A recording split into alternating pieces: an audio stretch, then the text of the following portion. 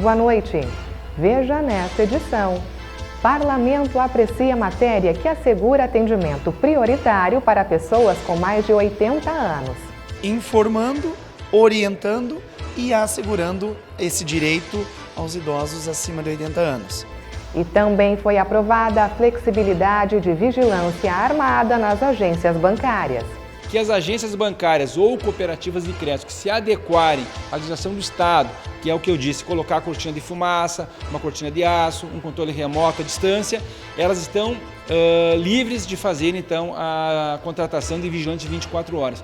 E no segundo bloco você vai conferir uma entrevista sobre o Censo 2020.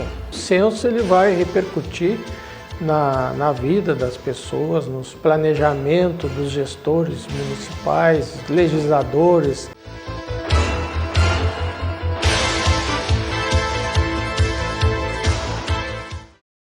O Parlamento Municipal aprovou na sessão plenária de ontem 2 projetos de lei. As matérias são de autoria dos vereadores Leandro Rosso e Patrick Cavalcante. O primeiro texto de Leandro Rosso obriga os estabelecimentos públicos e privados a fixar cartazes que destaquem a prioridade de atendimento aos idosos com mais de 80 anos. Segundo ele, o objetivo é assegurar uma lei federal. Ela prioriza o atendimento aos idosos acima de 80 anos. O que a gente está propondo é que nos estabelecimentos públicos da área de saúde, bancos e entidades privadas tenham cartaz, informando, orientando e assegurando esse direito aos idosos acima de 80 anos. Temos leis na casa que funcionam, que orientam, como é o caso da violência às mulheres, do vereador Eliseu Dalla Lana e também do vereador Ronaldo Rosa, que as mulheres, depois das 21 horas, elas podem desembarcar, desembarcar fora da parada, Então o que a gente quer é assegurar esse direito e orientar as pessoas que trabalham, esse direito do cidadão. Os parlamentares também aprovaram um projeto de autoria do vereador Patrick Cavalcante, que retira a obrigatoriedade do serviço de vigilância armada 24 horas em instituições bancárias e cooperativas de crédito. A medida contempla as empresas que contarem com dispositivos de segurança. Em 2017, nós aprovamos uma lei de minha autoria, preocupados com a segurança pública. Nós tínhamos um índice no estado do Rio Grande do Sul, principalmente no interior, pela falta de efetivo da brigada, e eu aqui quero parabenizar a Brigada Militar, o Comando de Passo Fundo, que com um pouco de efetivo que tinha e que tem na época, ainda tem pouco efetivo, realiza um belo trabalho. Mas a questão dos assaltos nas agências bancárias do interior do estado vinha sendo um número crescente. E ainda Passo Fundo, ainda que nós temos ainda o BOI, nós temos o CRPO, nós temos o Comando Regional do Planalto, tem ainda uma estrutura melhor do que os outros municípios. Mas o índice de assalto vinha aumentando cada vez mais. Então a nossa preocupação era de fazer uma lei obrigando as agências bancárias, que tivesse um vigilante armado 24 horas do dia, porque algumas agências vão até às 10, meia-noite com alto caixa. E desta forma pessoas estavam sendo assaltadas. Então nós queríamos aqui trazer essa segurança. Na época a lei foi aprovada por os colegas vereadores, tendo a sua validade, e depois da nossa lei vários municípios, mais de 24 municípios do Rio Grande do Sul vieram buscar então cópia da nossa lei e apresentar nos seus municípios. Nisso tudo, o governo do estado, juntamente com o secretário César Schirme, secretário de Segurança do Estado no governo Sartori, veio até Passo Fundo, nós conversamos com ele, levou para Porto Alegre a nossa lei, discutiu com a Assembleia Legislativa do Estado e ali moveram então um plano de ação de segurança para as agências bancárias, criando ali toda uma estrutura de segurança, cortina de ferro, de fumaça e em outros mecanismos, controle remoto, outros mecanismos que iriam amenizar o índice de assalto. Foi positivo, a gente tem vindo que diminuiu um pouco, então nós aprovamos então uma emenda na nossa lei que as agências bancárias ou cooperativas de crédito que se adequarem à legislação do Estado, que é o que eu disse, colocar a cortina de fumaça, uma cortina de aço, um controle remoto à distância, elas estão livres de fazer então a contratação de vigilante 24 horas. Caso contrário, se elas não se adequarem, vale a legislação. Então nós estamos aqui pensando no bem-estar e na segurança da comunidade e do povo de Passo Fundo. E empresas como o Sicredi, que possui 5 agências em Passo Fundo, já cumprem a legislação. Por isso, eles comemoraram a medida. A lei aprovada em 2017, a gente entendeu que é uma lei fundamental, haja visto que nos proporciona aí ter uma segurança ainda melhor, seja para o usuário, no caso do Sicredi, do associado e de todos os colaboradores. No nosso entendimento, depois de uma ampla discussão a nível de sistema financeiro, de que poderia ser alterada essa lei, ou melhorada, vamos chamar assim, no que diz respeito ao uso da tecnologia que está à disposição hoje. Passamos por um período aí de bastante debate, de conversa, de entendimento, um entendimento do que seria essa alteração, e foi muito bem esclarecido, e houve assim uma aceitação por parte dos ilustres vereadores do entendimento e da importância. Então hoje estamos muito felizes em ter sido aprovada por unanimidade dos vereadores essa mudança, vamos chamar assim, essa alteração, substituindo, né, o ser humano, no caso, né, por uma tecnologia de ponta adequada que vem sim proporcionar mais segurança para o cliente, o associado, no caso do cooperativismo, né? E também dos profissionais que trabalham, que nós denominamos os colaboradores. E o Sicredi é um exemplo disso. As agências aqui do município já possuem essa tecnologia, esse sistema. Sim, o Sicredi vem adotando isso já a nível de sistema de todo o Brasil, né? Esse modelo já aprovado há mais tempo e paulatinamente sendo instalado em todas as agências este modelo. Então nós estamos aqui com a cooperativa sendo ainda aquelas agências que não estão totalmente da forma que a lei foi aprovada, nesse prazo de 90 dias, todas elas serão adequadas para que todos possamos, principalmente, ter a segurança e poder assim contar, né, com todos esses mecanismos de facilitar o cumprimento, mas principalmente a segurança do ser humano. O Jornal da Câmara faz agora um rápido intervalo e retorna com uma entrevista sobre o Censo 2020. O convidado de Cláudia Tainá é o coordenador regional do IBGE.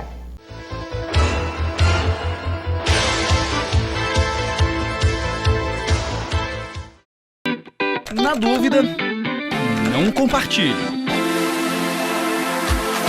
Sabe aquela notícia que você recebeu no grupo da família e ficou na dúvida se era verdade ou não? Pois é, a desinformação pode vir de todos os lados, mesmo de uma pessoa querida. Sempre desconfie de tudo que receber no celular e nas redes sociais. E também daquelas coisas que chegam pela internet e parecem estranhas demais para ser verdade. Você é responsável por tudo que compartilha. A melhor maneira de combater a desinformação é dividir com outras pessoas apenas o que é verdade. A informação falsa se alimenta dos compartilhamentos irresponsáveis. Se ninguém passa uma notícia duvidosa adiante, ela vai perdendo a força até morrer. Lembre-se, cabe a você decidir o que vai ou não compartilhar. Não seja mais um. Quebre correntes.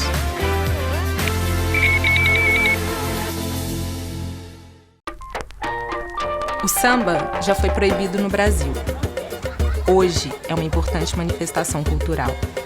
As religiões de matriz africana também já enfrentaram preconceito. O problema é que pouca coisa mudou.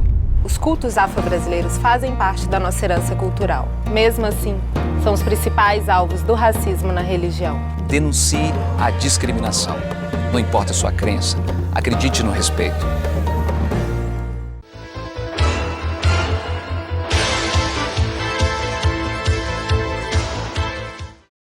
Em 2020, o IBGE vai realizar o censo demográfico em todo o país. E a preparação para o processo já iniciou.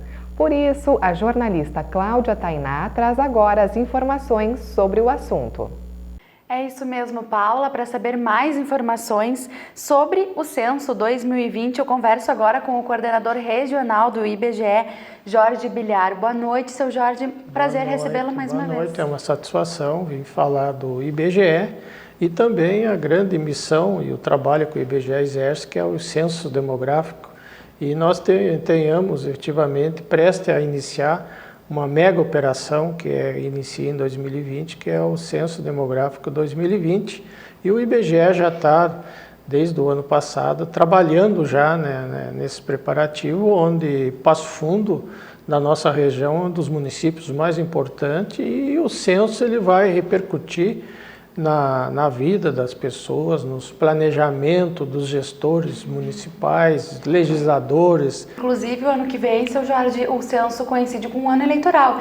Então, é muito importante para que os candidatos se preparem, né? Saibam o tamanho do município que vão assumir e também as populações, as comunidades menores que existem, né? O censo ele está previsto, o dado oficial, para iniciar o censo dia 1º de agosto de 2020. Para ter uma ideia, hoje a parte operacional do censo, que é aquele momento que o recenseador, que é a peça principal de um censo, que vai na residência coletar as informações, nós vamos ter 90 dias de coleta. Então é agosto, setembro e outubro. Então por isso que nós precisamos ter um cadastro de pessoas que se inscrevam para trabalhar no censo. Infelizmente, a gente não pode convidar ninguém para trabalhar sem passar por um processo seletivo. Não é um concurso, mas é um processo seletivo que ele tem que submeter, ele ser classificado e nós temos esse cadastro, e também depois ele é treinado para poder estar apto para ir coletar as informações. Seu Jorge, também teve esse ano passado, um processo que definiu as perguntas que vão ser realizadas no censo do ano que vem. Passou por uma consulta da comunidade. Como é que foi esse processo? Sempre o IBGE está inserido em inovar, nunca ficar com dados, às vezes, buscar aquelas informações que são de suma importância hoje para o gestor público ficar sabendo a nova postura da população, o que há necessidade daqueles serviços essenciais da população.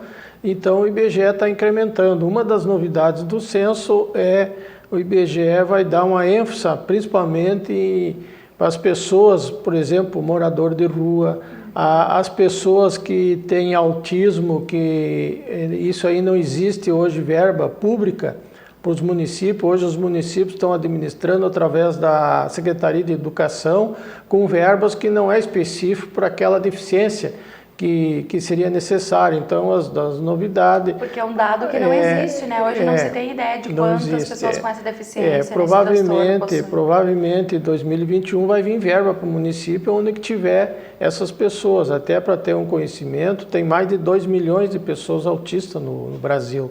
E não existe hoje uma política que diga um dado oficial que venha beneficiar essas pessoas, além do levantamento de deficiência que o IBGE faz. Então vai ser uma novidade. Outra novidade também o IBGE vai fazer um levantamento que vai servir para a Secretaria de Assistência Social, os moradores de rua.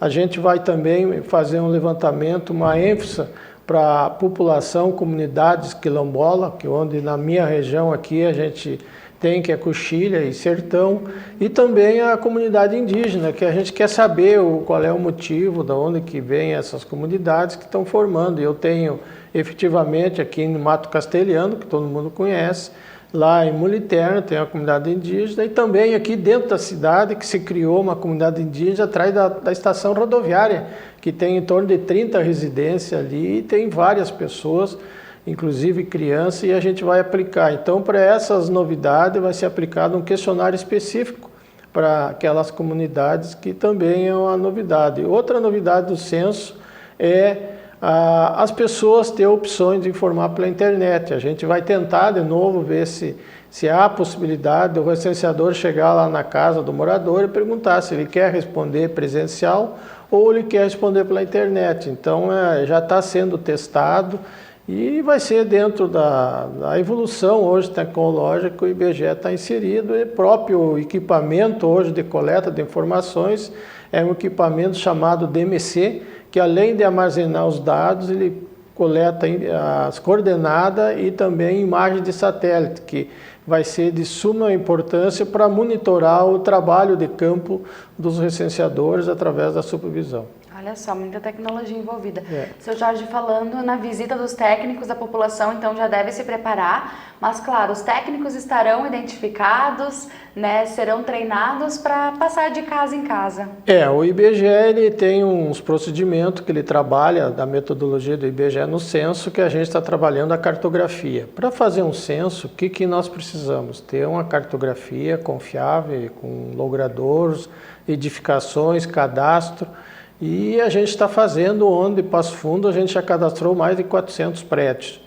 E também é um grande desafio para o IBGE no censo 2020, é o acesso nesses condomínios, nos prédios, e a gente vai precisar muito de apoio do síndico, das administradoras imobiliárias e também dos próprios moradores. Em questão, a gente está conversando com empresa de segurança, até como nós vamos fazer para liberar o recenseador, que ele tem que entrar naqueles condomínios, tanto o prédio quanto condomínio fechado, para coletar as informações das pessoas. Então, aí a gente está enfrentando bastante dificuldade e resistência em função do desvio de conduta, hoje a violência.